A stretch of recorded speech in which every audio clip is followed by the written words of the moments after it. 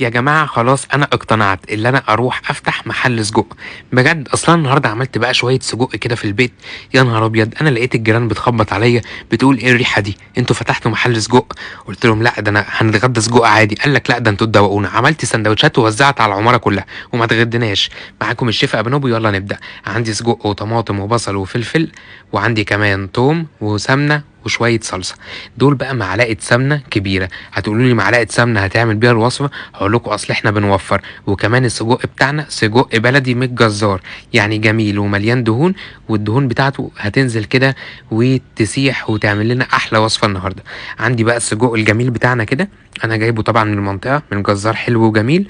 قلت له عايز شوية سجق وصاية علشان هعملهم كده ايه في فيديو حلو. قال لك يا باشا عينيا، وفعلا اداني ايه شوية سجق حلوين. بصوا بقى يا جماعة السجق ده نزل الدهون بتاعته، والدهون انا عاوز الدهون كده.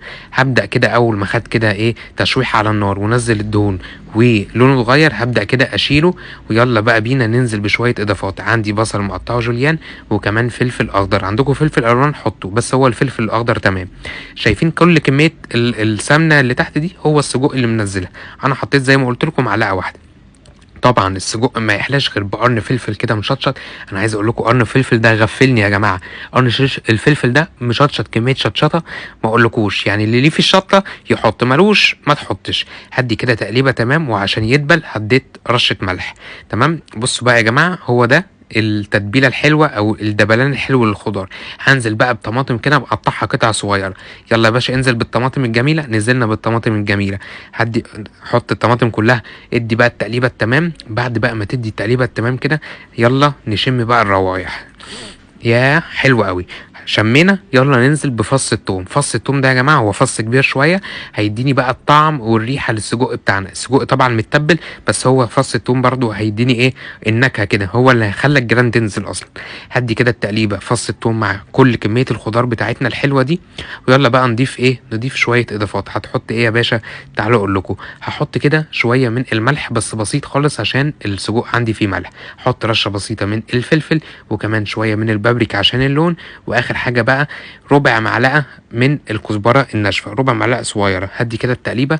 ويا جماعه مش عايز اقول لكم الريحه بجد، يعني انا كنت اصلا انا ممكن اعمل سندوتش بالخضار الحلو ده.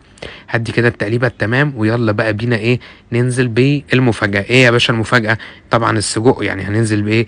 انزل يا باشا بالسجق بتاعك. بصوا بقى يا جماعه السجق اصلا لما حطيته في الطبق هو بقى نزل ايه، نزل شويه سمنه كده وايه ويعني عاش كده مع نفسه.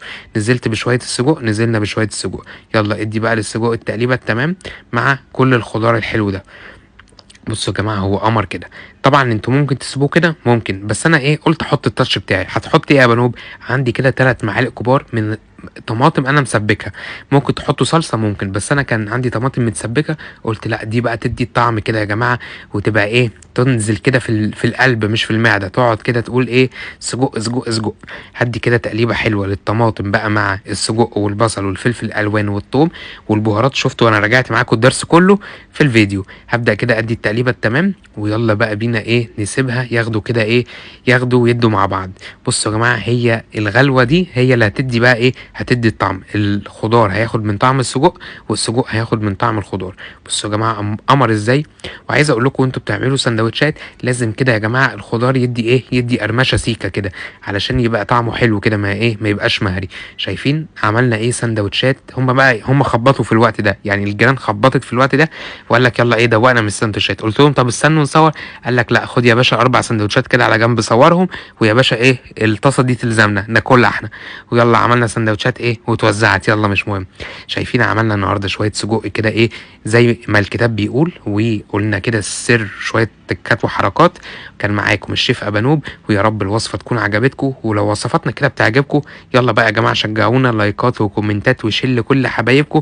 ويلا اعملوا لي بقى ايه، اعملوا لي منشن في الحاجات اللي انتوا بتعملوها من بعدي. كان معاكم الشيف ابانوب، ويا رب الوصفه تكون عجبتكم. باي باي.